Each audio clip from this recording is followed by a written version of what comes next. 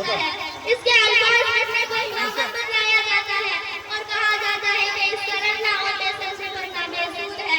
अफसोस अफसोस, इस कुरान पाक के बारे में हमारा ये बयान है जिसके बारे में शहंशाह कहा जनाब मुहम्मद रसूलुल्लाह सल्लल्लाहु अलैहि वसल्लम ने इरशाद फरमाया, इक़रा वरतकी वरत्तिल कमा कुन्ता तुरत्तिल फी दुनिया फ़इन्ना मंज़िलका इंदा आखिरी आयतिन तक़रऊहा।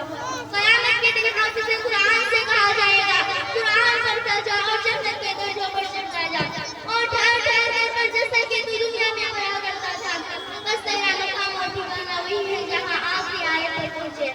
याद रखो, ये कुरान दुनिया की सबसे बड़ी नेमत है। ज़मीन और आसमान, चांद और सूरज, सितारे को इस नेमत का मुकाबला नहीं कर सकते।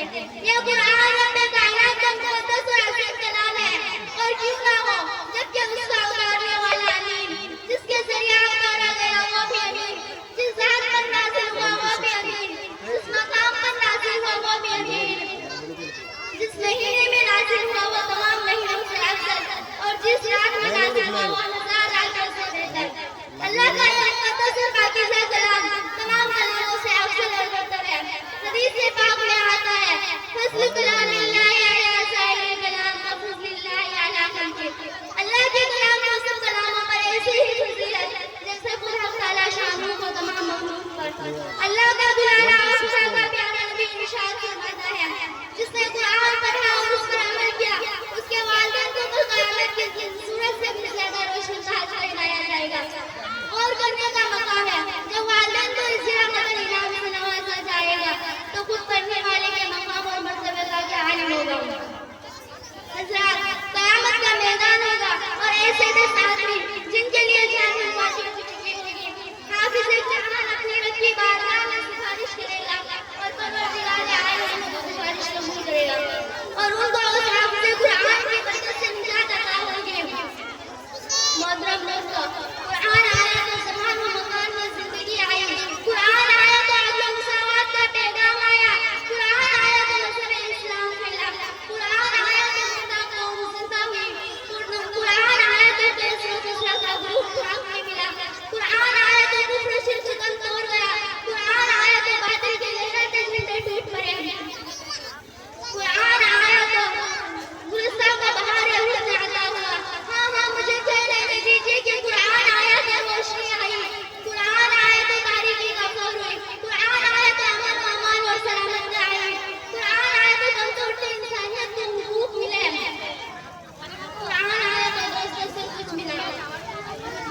मुसलमानों, समझो और होशियार हो जाओ, गफलत का पर्दा उतार कुरान से वाबस्ता हो जाओ, वरना याद रखो तारीख हमें कभी माफ नहीं करेगी।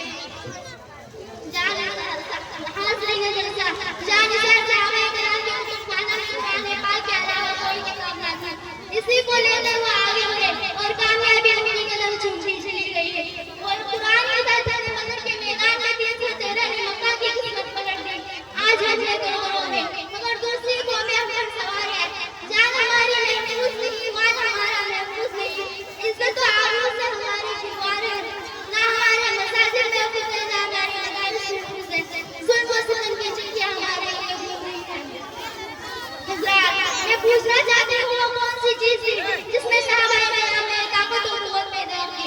दोस्तों, यही कुरान पाक है जिसने एक को 1000 पर भारी कर दिया।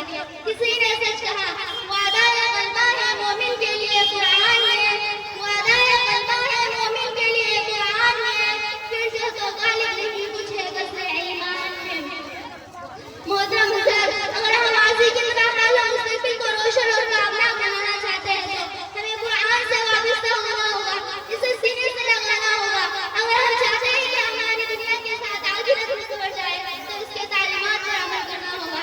खुदा ना खास्ता आज मैंने अपने बच्चों को 2 पैसे के लालच में दीन से दूर रखा और हमारी नजर उखरवी नेमतों के बजाय दुनियावी डिग्रियों पर रही तो याद रखिएगा खुदा के यहाँ जवाब देना होगा। इसी पर मैं अपनी तकरीर को खत्म करती हूँ। दुआ कीजिए कि अल्लाह ताला तमाम मुसलमानों को कुरान सीखने, सिखाने और उस पर अमल करने की तौफीक नसीब फरमाए। आमीन। किताबों में जो अफजल है उसे कुरान कहते हैं, किताबों में जो अफजल है उसे कुरान कहते हैं, इसे जिसने उतारा है उसे रहमान कहते हैं। सजाने